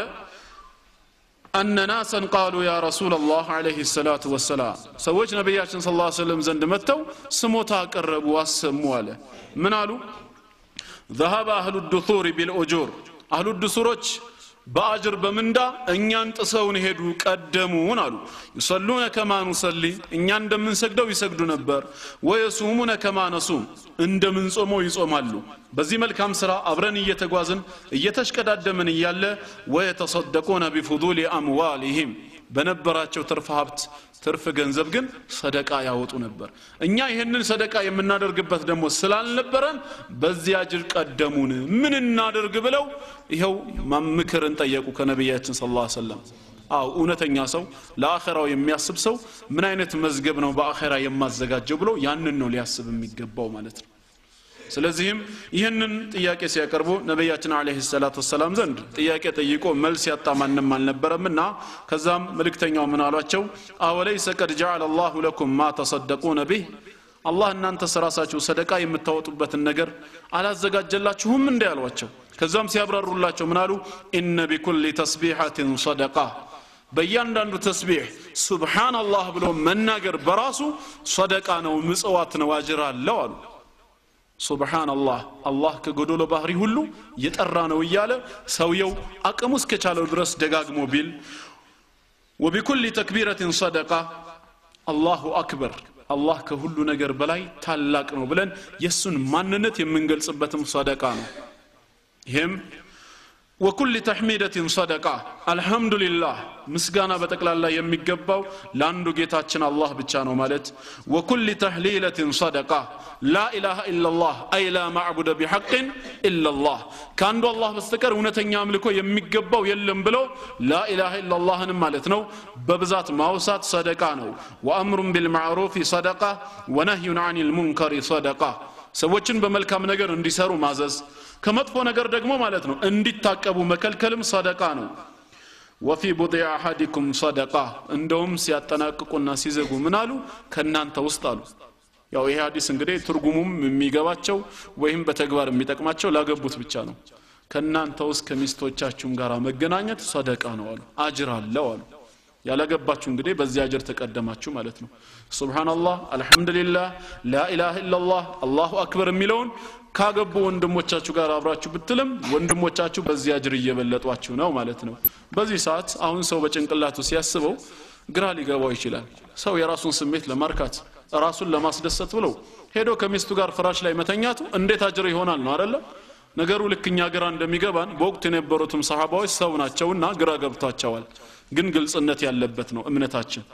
ሚስጥርና ወይም ጥያቄ አትጠይቅ ከጠየቅ ትቀሰፋለህ አይደለምና ሰው ያልገባውን ነገር በግልጽ ይጠይቃልና ለዛውም ነብያችን ሰለላሁ ዐለይሂ ወሰለም ነው ሐቅ ነው በሐቅ ማፍር የለም ራሳቸው ነብያችን ሰለላሁ ዐለይሂ ወሰለም ምናሉ ልክ ወዲያው ይሄኛውን ሐዲስ ሲሰሙ قالوا يا رسول الله عليه الصلاه والسلام انت يا الله ملكتኛ ሆይ አሉ ምን ብለው ጠየቁ አያቲ احدنا شهوته ويكون له فيها اجر ከኛ ውስጥ አንዳችን ስሜቱን ለማርካት ብሎ ሚስቱ ጋር ይመጣል ታራ ስሜቱን ለማርካት ብሎ ከሚስቱ በመገናኘቱ አጅር ወይ ምንዳ እንደ ሰደቃ ይቆጠርለታል እንዴ ያሉ አሁን እዚህ ጋር መረጃ አይደለም ያመጡት ቁርአንና ሐዲስን ተንተረሰው አስተሳሰቡን ውድቅ የሚያደርግ ነገር አላመጡም መረጃ ቢያመጡ መረጃን በመረጃ ማስተካከል ይቻላል ጥያቄያቸው የተፈጠረው ከሎጂክ አንፃር ነው አይደል ነብያችን አለይሂ ሰላምም ሎጂኩን በሎጂክ ነው የፈቱት ሲፈቱትም ጥያቄ በማያስከትል መልኩ ነው የፈቱት ታዲያ ምን አሉ እነሱ ስለጠየቁት ጥያቄ ማለት ነው እንዳትረሱ የነሱን ጥያቄ ሰውየው ስሜቱን ለማርካት ብሎ ከሚስቱ ጋር በመገናኘቱ አጅር ይኖረዋል ወይ ብሎ ሲጠይቁ ምን አሉ ነብያችን ሰለላሁ ዐለይሂ ወሰለም አራአይቱም እንግዲያውስ እስኪ እናንተው ንገሩኛ ለው ወضعها في حرام اكان عليه وزر ሴት ልጅ ከጋብቻ ውጪ በሐራም ቢገናኛት ወንጀል አለበት የለበትም ማለት ምንድነው መልሱ በሐራም የተገናኘው ወንጀል ካለበት በሐላል መንገድ የተገናኘውስ እንዴት አጅር አይኖረውም ብሎ ምላሽ ሰጧቸው ምን አይነት አስደናቂ ሎጂክ ነው የመለሱላቸው ሌላ ጥያቄ እንኳን ማስከተል የማይችል ማለት ነው ስለዚህ ይሄ ምንን ያሳየናል ማለት ነው በእስላም የኸይር ስራ መንገዶች እጅግ ሰፊ ናቸው ማለት ነው ሁሉ ጊዜ የኸይር ስራ ሲባል ዋና መሰረት የሆኑት ሶላት መስገድ ጾም መጾም ዘካ ወይም ሌሎች ነገሮች እንዳይታየን እነሱ ቤዚክ መሆናቸው ባያጠራጥርም የኸይር ስራ በሮች ግን እጅግ ሰፊ ናቸው ለዚህ ነው ነብያችን አለይሂ ሰላቱ ሰላም እተቁን ናር ወለው በሽቅ ተምራን ያሉት የቴምር ልፋፊ በቴምር ፍሬ ውስጥ ያለው ሽፋኑን እንኳን ማለት ነው ሰደቃ በመስጠት ለአላህ መንገድ ማለት ነው በማዋጣት እሳትን ተጠንቀቁን ያሉት የሚናቅ ነገር የለም በኸይር ስራ በኩል እቺ ምን አላት አይባልም ምክንያቱም በእስላም ኸይር ስራ አጥፍ ድርም መሆን የሚጀምረው ከስንት ነው ወልሐሰነቱ ቢዐሽሪ አምሳሊሃ በ10 እጥፍ ነው የሚባዛው ይሄ መነሻው ነው 10 መድረሻው ግን ስንት ነው ገደቡ አይታወቅም መነሻው 10 እስከ 700 ከዛም በላይ አላህ እንደ ሰውየው ንያ እጥፍ ድርብ አድርጎ ይሰጣዋል እንደው በመንገዳችን ላይ ከአምላካችን ከአላህ ዘንድ አንድን ሐሰና አንድን አጅር ማግኘት ማለት ምን ማለት እንደሆነ ግን እናውቀዋለን ምንድነው አንድ ሐሰና ቁጥሩ አይደለም ሊታየን የሚገባው እዚህ ጋር አንድ መባሉ አይደለም ያ አንድ ምንድነው ነው ከጌታችን ዘንድ የምናገኘው አንድ አጅር ዱንያ ላይ ባለ ነገር ሊተካ ይችላል ነገ የውመል ቂያማ የኸይር ስራ ሚዛኑ ከሸር ስራ ሚዛኑ አንድ ሐሰናት ቢጎልበት የሚሰጣል እንዴ ዱንያ ላይ ያለው ሁሉ ወደ ገንዘብ ተቀይሮ ልክፈል ቢል የሚያወጣው ነው አይደለም ስለዚህ የጌታችን አንድ ሐሰና ማለት እንግዲህ ዱንያ ከያዘችው ሁሉ የሚበልጥ መሆኑን ልናውቅ ይገባል ማለት ነው ቁጥሩን ሳይሆን ሰጪው ማን እንደሆነ ልንረዳ ይገባል ለዚህ ነው በሌላ ዘገባ ላይ ራሱ አቢ ዘር ረዲየላሁ ዐንሁ በድጋሚ እንዳወራው قال رسول الله صلى الله عليه وسلم لا تحقرن من المعروف شيئا ከመልካም ነገር ማንኛውንም ቢሆን አሳንሰ ልታይ አይገባም ولو ان تلقى اخاك بوجه طليق ወደ መስጊድ ስትገባም ሆነ ስትወጣ ሙስሊም ወንድምህን ፊት ለፊት ስትገናኘው እንኳን ፈገግታ በተሞላበት ፊት ተገናኘው ይሄም ሰደቃ ነው ለዚህ ነው አንዳንድ ምሳሌ ሲጠቀስ ከፍትፍቱ ፊቱ ይባላል አይደል ምንጩ እንግዲህ ማን ነው ማለት ነው የዚህ ምሳሌ ሐዲስ ነው ማለት ነው ከሐዲስ የወጣ ነው በመልካም ፊት በጥሩ ፈገግታ መገናኘትህ ለዛ ወንድምህ ሰደቃ ነው አለበዛ ተቆጥተ ተኮሳትረ ፊት ለፊት ስትመጣ ቀልቡ ቢሰበርስሽ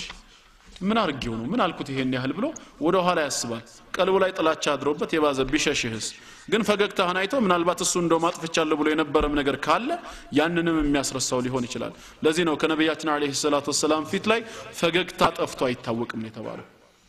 የግድና የምር ሆኖ በአላህ ድንበር ላይ ወሰን ሲጣስ ለአላህ ካላቸው ቃት የተነሳ ካልተቆጡ በስተቀር ፊታቸው ራሱ በፈገግታ የተፈጠረ ፊት ነው ነገር ግን እንደዛውም ደግሞ በጣም መጨረሻ ጣራይነ ካሳቀንም ስቀው አያውቁ ፈገግ ሲሉ ጥርሳቸው ይታያል ቅንጣጤ ጥርሳቸው እስኪታይ ድረስ አንዴ ነው ሁለት ጊዜ ብቻ ነው የሳቁት ከዛ ውጪ የአኺራውን ሁኔታ ደግሞ ሲታሰብ ጉዳዩ የሚያስቅ አይደለም ፈገግታ ግን ከሙስሊም ፊት የሚጠፋ መሆን የለበትም ይሄ ምንድነው ሰደቃውና ማለት